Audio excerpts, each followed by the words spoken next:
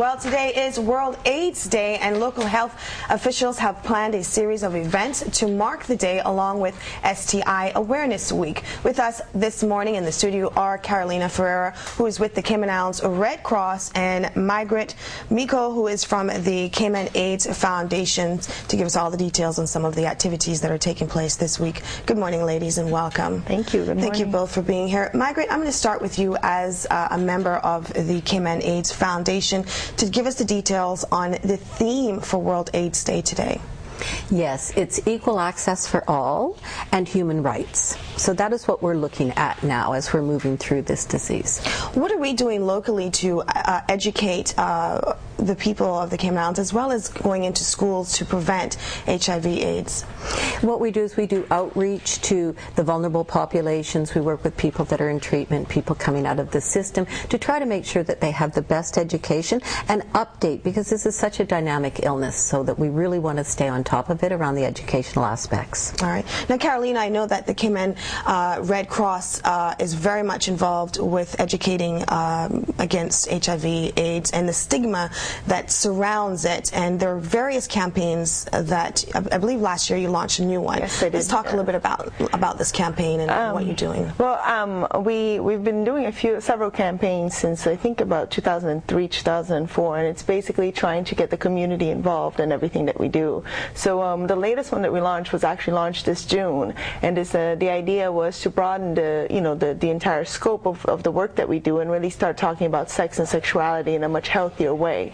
So the issues of HIV and AIDS is just like, while Cayman AIDS Foundation and Red Cross is trying to educate about STIs throughout the year, the importance is that we need to talk about sex and sexuality more openly, because these are part of it. When you're talking about these topics, you're automatically covering the good things and the bad things that can go wrong, and that includes sexually transmitted infections as well. All right. Now, a part of the campaign are some of these posters that we have here on the set, where you actually got companies to sponsor and be a part of these posters. We actually partnered with 11 different organizations, both community, private sector, and faith-based. And the idea was that everyone could have a message in just like, well, they all have messages that already fit in. So in terms of Cayman AIDS Foundation, saving sex from HIV, we have Equality Cayman, which fits really in well with our World AIDS Day. It's like saving sex with equal access. The idea of information, knowledge, all of those things that honesty, for marriage, condoms, everything that we need to talk about to be part of a holistic dialogue, a comprehensive dialogue that we need to, it's part of HIV prevention, STI prevention. It is having that openness and discussing things, in a real honest manner. Now, Margaret, do you think that there is enough access, easy access, for those who do suffer from HIV/AIDS to get treatment and care here on the island? In question of treatment, we have absolutely the best treatment available here on the island, and it's state-of-the-art medication. I think my greater concern is the stigma and discrimination that emotionally impacts those that live here with the virus, and I hear that over and over again. So if there's one pledge that people can make to themselves, it's to let's release stigma and discrimination so that people living with it feel at ease. All right. Well, from a human rights perspective, how far would you say that the Cayman Islands itself has reached? We really need to step it up in terms of protecting ourselves and personal responsibility.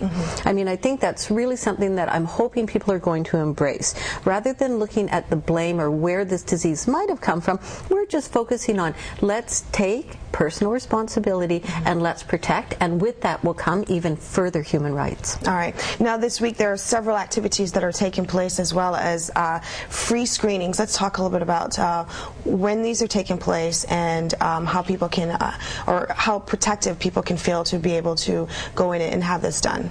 Absolutely. We do have confidential testing, so it started yesterday. It's 9 to 2, Monday to Friday.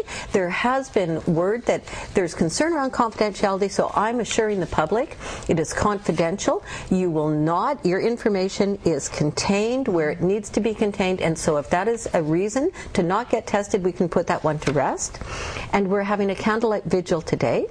We'll be meeting at the government hospital at 5:30 and walking with candles from the hospital over to Emsley United, where we will gather and in memory of those we've lost, and also in awareness to prevent the spread. All right, Carolina, last but not least, as a country, where do you hope, or where does the HIV Foundation, AIDS Foundation, and Cayman Islands Red Cross hope the future will be for the Cayman Islands? Well, I think it's one of those things where we think that because our numbers are low, we look at our official statistics and stuff, we think that we're doing pretty well, and we pat ourselves in the back.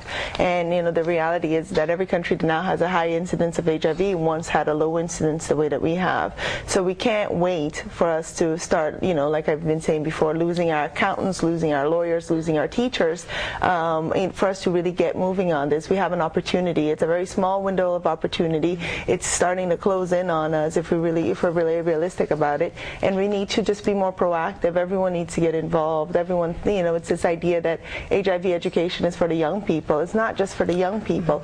Everybody needs it. Everybody. All right, ladies, thank you both for being here this morning and sharing the information of the activities and really getting out there and educating the public about HIV and AIDS. Thank you both. Thank you. Thank you. All right, everyone, we're going to take a break. When we come back after the break, Vanessa Hansen finds out about the options for persons with disabilities in schools. So stay with us.